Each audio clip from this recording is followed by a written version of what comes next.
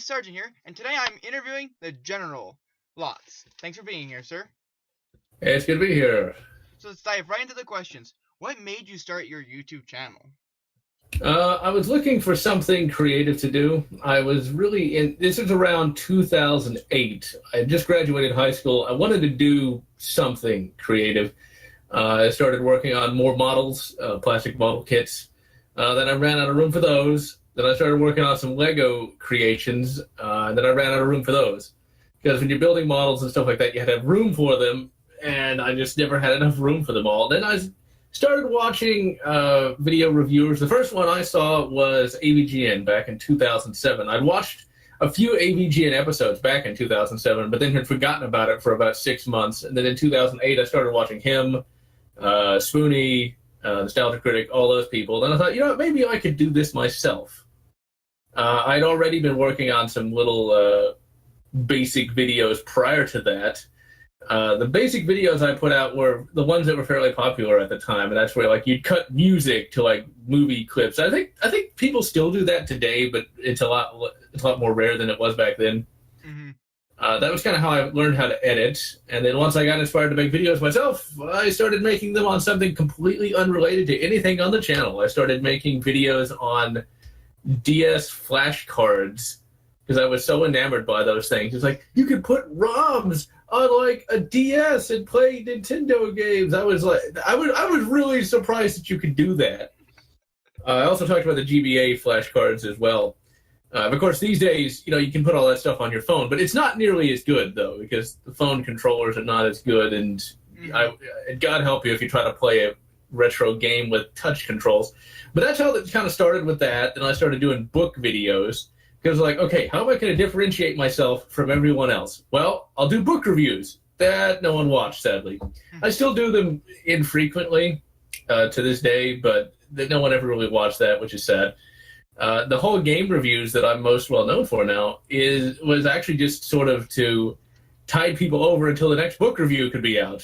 But once I saw the writing on the wall that no one was really watching the book reviews, there are some diehard fans of those book reviews, though. People like those, just not that many. Well, I consider myself one of those book review fans, but that's Well, I'm glad at least you liked them because they took so long to do. Because I went all out for those things. I was getting game footage to illustrate parts of the book, but it just didn't get the views like the game reviews did. The average book review could take a week to do. The average game review, I actually got a couple of game reviews. I don't really do that these days, but back in the day, I could get a whole game review done in a day. I could get up, record the audio, record the video, record the game footage, write the script, edit it all in one day. Because it's very easy. Mm-hmm. What's funny, though, is it's easier to do that now. If I had more time to devote to it, I could do it even easier now with Relive. Relive is a lot better than Fraps was. Or I still use Fraps for some games because Relive does not record every game. Relive does not like OpenGL and will not record it. Mm-hmm. So Fraps is still good. But ultimately, to sum it all up, I started doing videos mainly because I wanted to do something creative. I see. And that's cool. Thank you for sharing. What is your favorite review you have done? That's really hard to say. Because you put in so much time and effort into each and every review.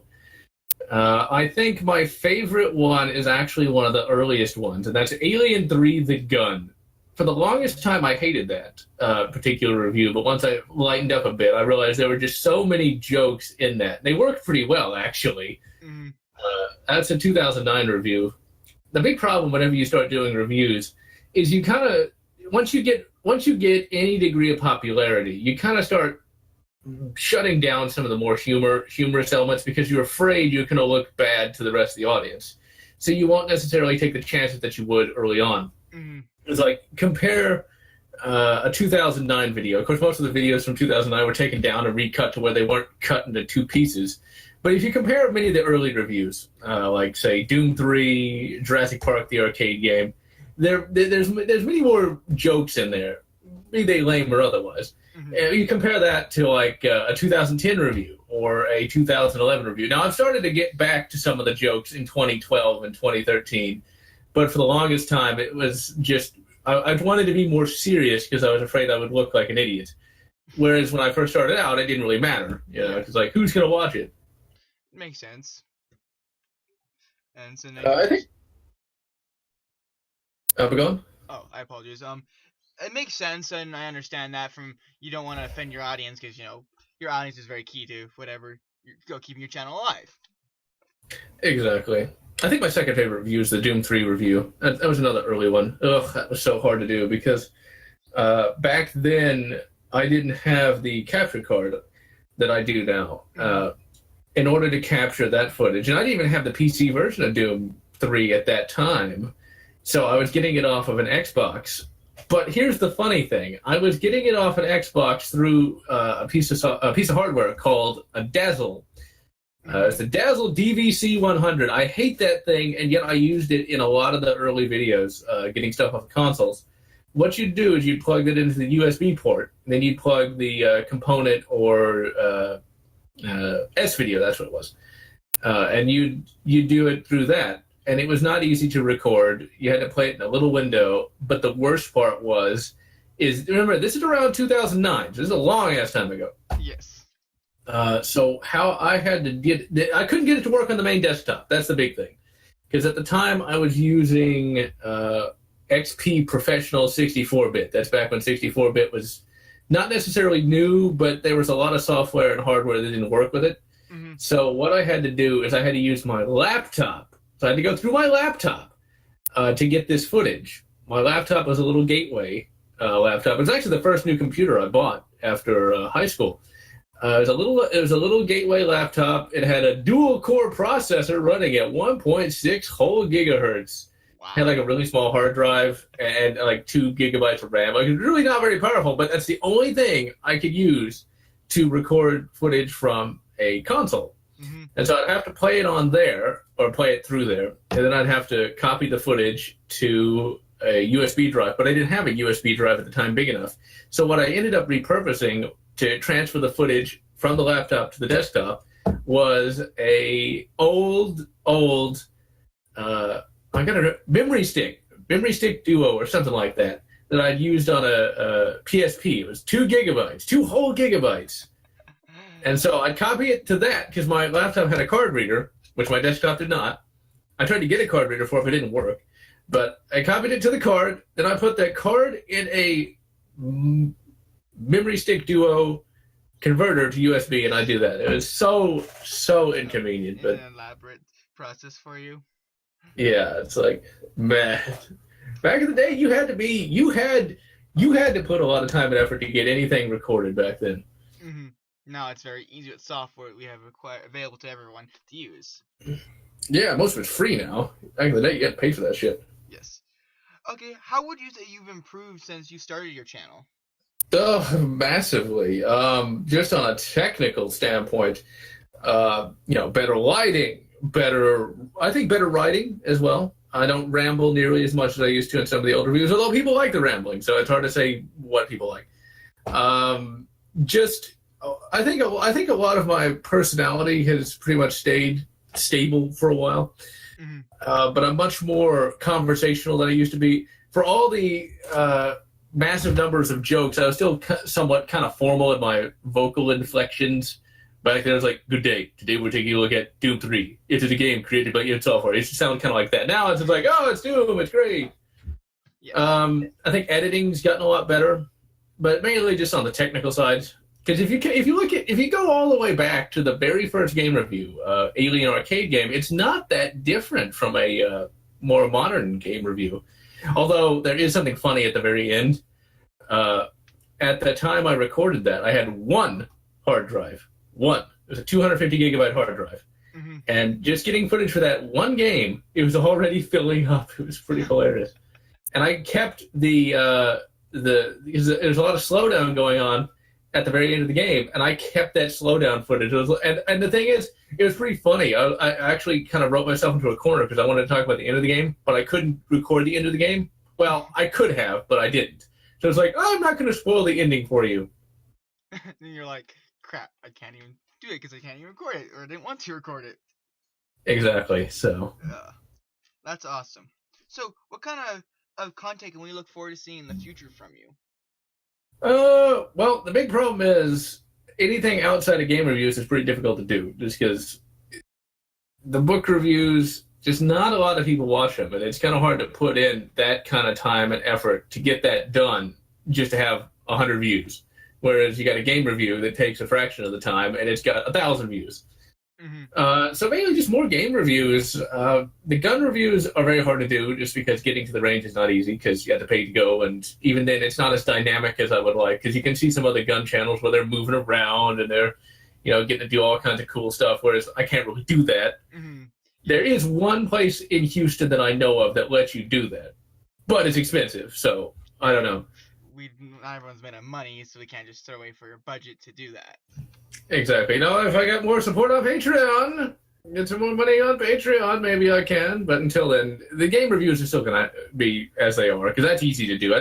It costs no money to make a game review, because, it's just I hit record, I then go get in front of the camera, and I talk, and then I edit, and it's done. So, whereas a gun review can cost a lot of money to make. Yes. And price of ammunition to fire said weapon, maintenance, and all of it. Yeah, I am thinking about, that reminds me, I am thinking about doing some anime reviews at some point. Maybe get back to some movies as well. Just have to see, because it takes a lot of time. I'm also thinking about reviewing some RoboCop comics, specifically Frank Miller's RoboCop. It's a trip, I'll tell you that, Frank Miller's RoboCop. So we'll see. I don't know when that's going to happen, though, just because I haven't had a lot of time to work on a lot of this stuff. The anime reviews I'm thinking about talking about are Vampire Hunter D.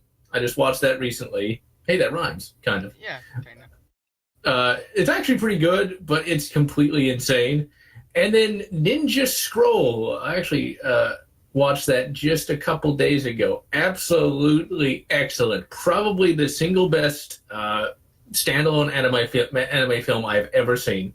Really? I've never, to be honest, I've never watched it, but I've heard a lot of great things about it, just never had time to watch it. It's very good. I highly recommend checking out. It's cheap too. You can get it for like $5. It's very good. I recommend watching it with the Japanese cast though and just subtitles. All right, excellent. So we're talking about firearms. What is your firearm you have reviewed? Of all the ones I've reviewed, I think my absolute favorite is still the SKS. That is the rifle that keeps on giving. It's cheap to shoot. It's cheap to...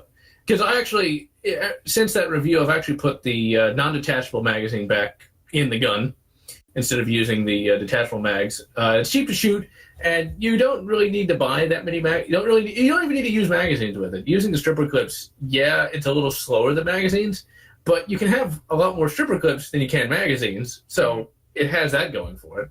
Yes.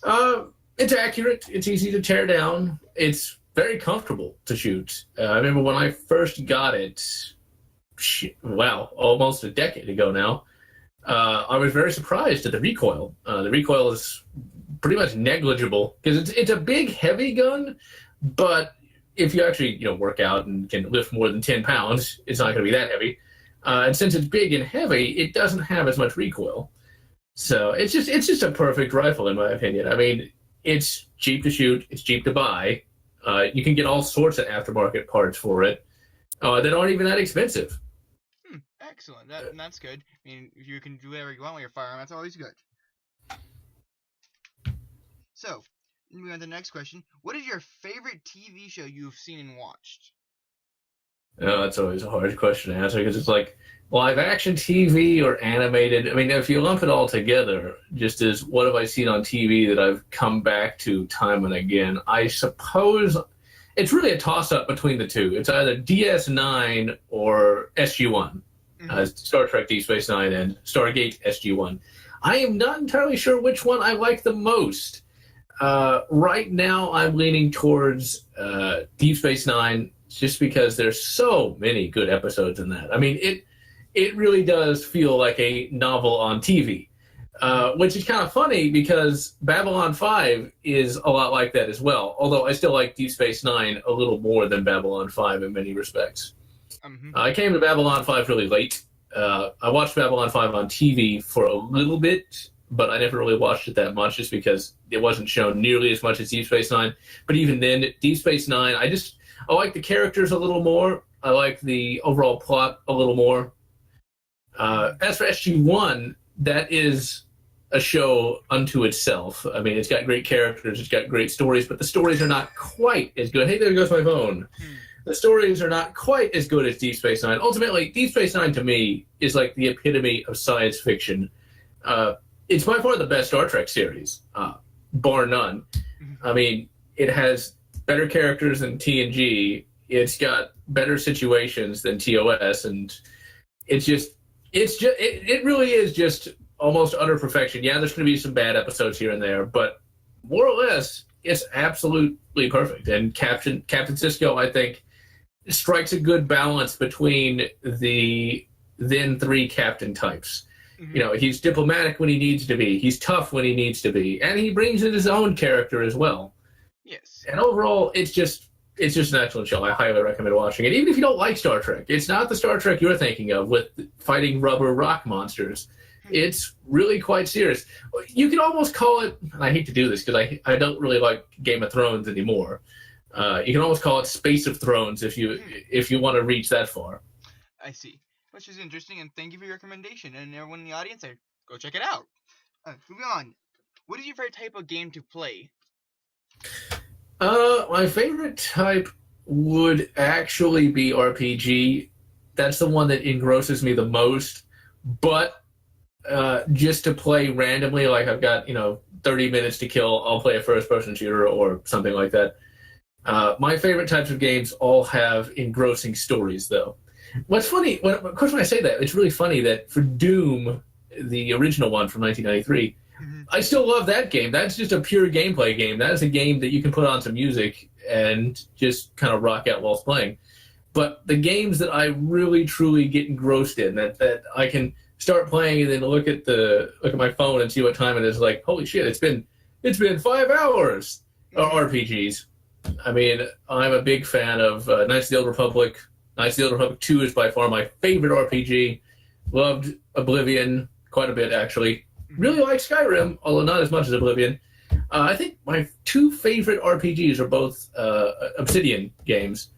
And that's, of course, Fallout New Vegas and Knights of the Old Republic 2, with the third being Dragon Age Origins. And then fourth is, Mass Effect and its attendant sequels. Yes. I've not had a chance to play Mass Effect Andromeda, although I haven't heard that much good about it, so it's hard to say if it's any good. I see. I haven't personally played the Mass Effect games. I've heard a lot of interesting things about them, but I've never personally played them, so I'll have to check them out. That sounds interesting. You can get them cheap now. You can get the whole trilogy for like $10 on the 360. The first three games are really good. The first game is probably, in my opinion at least, the best in the series. Usually the second is held as the best, but I just don't feel it is. I think it has a little better characterization, but the gameplay, not as good. Inventory system, not as good. The inventory system is much more like a third-person shooter. The situations in it, not necessarily as good. Mass Effect 3 is sort of a combination of Mass Effect 1 and 2. However, the ending is not nearly what you'd want it to be. The ending controversy actually is true. It really is a bad ending. The extended cut DLC makes it a little bit better, but not by far. The gameplay isn't really as good, but it's better than Mass Effect 2's. The big letdown for Mass Effect 3 for me was there's far fewer character interactions than I would like. So you don't have as much interaction as you would like to see with your RPG characters. Correct. You usually have two. And for anyone who in the audience doesn't know what RPG stands for, it stands for role-playing game. That's what it stands for. So to clarify for anyone in the audience who isn't aware of that. Moving on, what has been your favorite books to read/review? Once again, that's very hard because there's just so many good ones out there. My favorite book, the one that is always like, for me, I consider any book I can come back to multiple times and enjoy it as much as I did when I first read it. My favorite book would have to be Demon Slayer. Gotrek and Felix Demon Slayer. I reviewed that. That was a fun review to do, but holy crap, did it take a long time to do. Yes. But I really like that one because, to me, Now, I was never a big fantasy fan until about 2009, when a fan recommended to me Gotrek and Felix. I was like, oh, fantasy's just, I used to call it ignorant science fiction. They got, like, technology, but they consider it magic, you know? Yeah. In 2009, I was recommended Gotrek and Felix. I picked it up, and I read it voraciously. But Demon Slayer is one of those books that I can come back to time and time again. Not to spoil anything, but dirigible goes into hell, and then, as you'd expect, a demon is fought. And it's just excellent. It's your classic RPG, classic fantasy epic journey, but it's just written in such a way that you can't put it down. And it is different. I mean, how often do you have actually, no, there is no wizard, because he leaves midway through the book.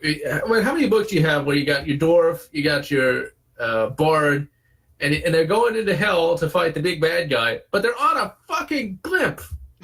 Okay, there's only you can't just call it on a blimp. You have to add that fucking in there, because it's a blimp. It's going into hell. I mean, how many books have that? Exactly. And then I keep saying Dragon Slayer. Dragon Slayer is almost as good. Like it's almost equal in quality, because then obviously they make it out. It's not really a spoiler, because if you go to the bookstore, you can see Gotrek and Felix, the first omnibus, the second omnibus, the third omnibus, and the fourth one.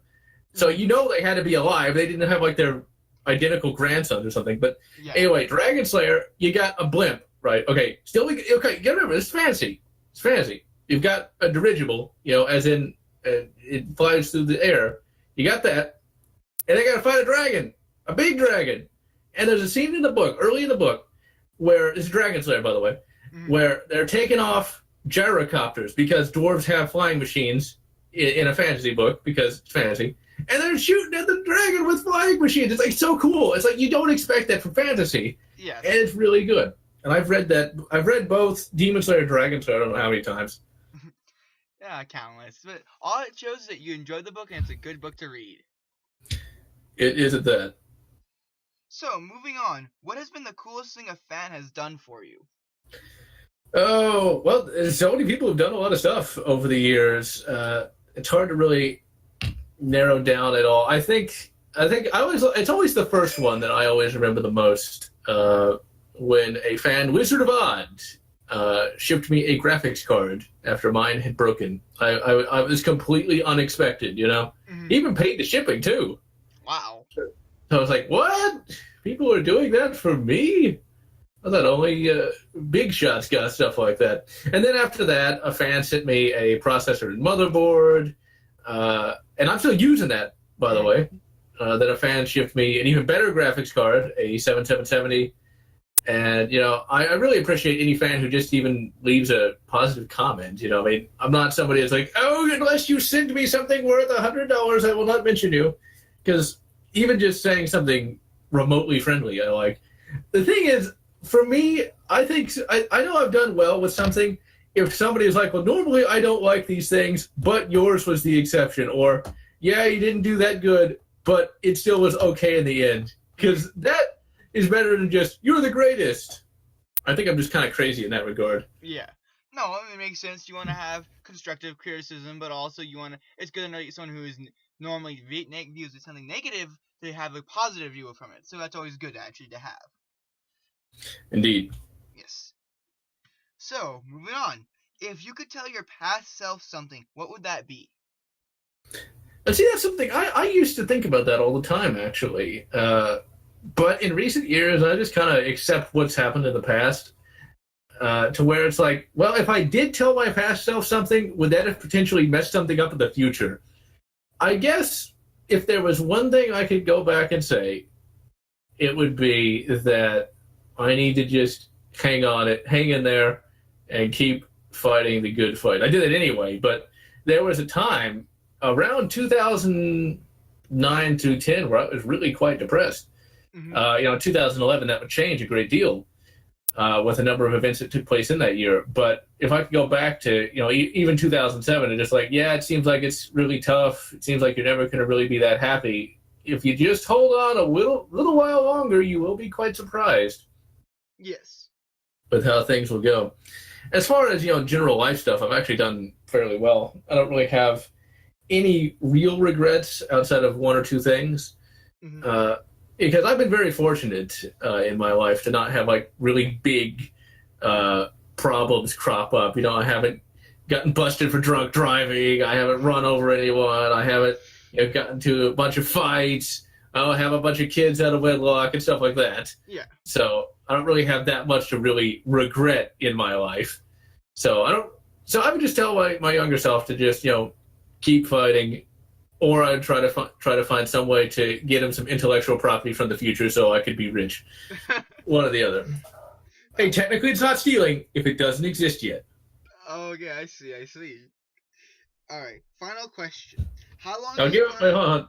I'd tell him about the fidget spinner. I'd tell him about that. Make that stupid fidget spinner and make $1 million off of that. Yes, bring the Cancer Society to sooner.